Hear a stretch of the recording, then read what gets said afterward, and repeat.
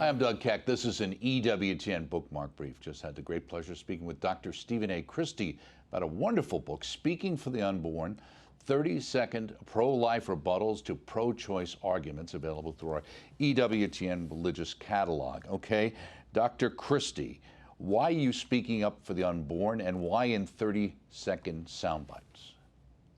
Well, I wrote this book because, for me, I've decided that pro-life cause is a winning one, and we have to be able to articulate our powerful and persuasive reasons to anyone who asks us.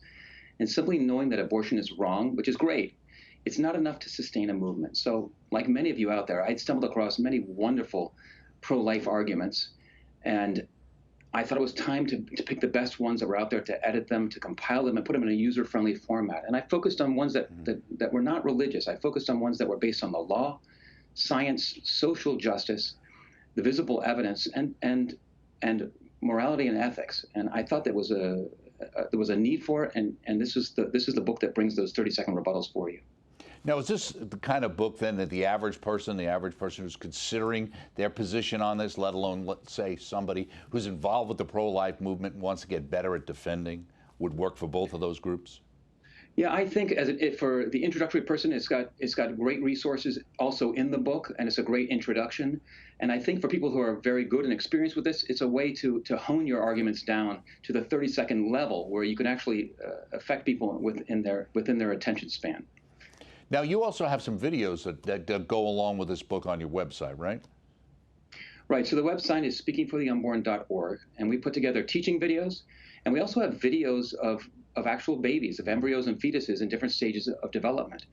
And on one hand, these arguments, we are speaking for the unborn. Although sometimes it's better to let the unborn speak for themselves. So you can go to the website, you can download these videos, download these photographs to your phone. Mm-hmm. Someone says to you, at 12 weeks is just a clump of cells. You could argue why it's not a clump of cells, or you can hand your phone and say, can I show you what a 12-week-old baby looks like?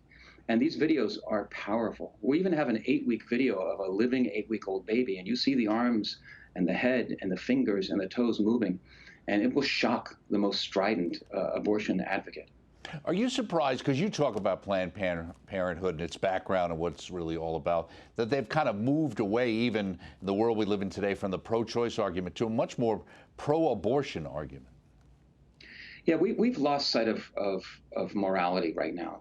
So I like to say it's like those three monkeys. When you're blind to the truth, deaf to the truth, and never speak the truth at all, if you deny the truth for a couple of generations, you lose sight of the truth entirely. And that's how we've gotten to the culture of death that we're in right now. It's no longer, we used to talk about, Bill Clinton used to say abortion should be safe, legal, and rare. That was acknowledging the seriousness and the sadness that abortion entailed. Now we're supposed to shout our abortions. It's something to be enthusiastic about. We've really lost touch.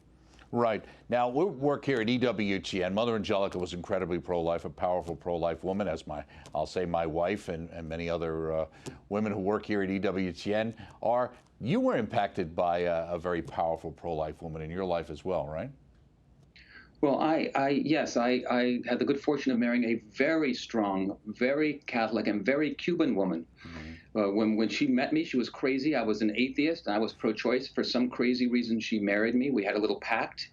I said to her, she was a smoker, and I said to her, I don't think I could marry a woman who smokes. And she said to me, I don't think I could marry a man who doesn't go to church on Sundays. So we have a joke that we both saved each other.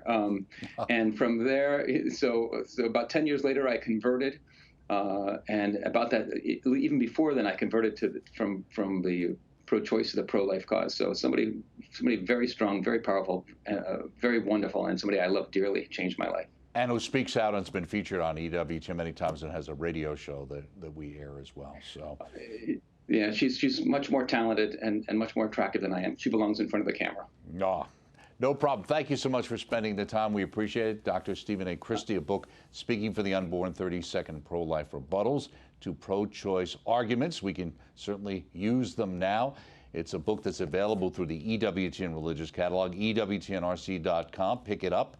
Look for the entire interview I did with the doctor on our on-demand page and also on our YouTube channel. And look for the entire interview also coming on the network soon.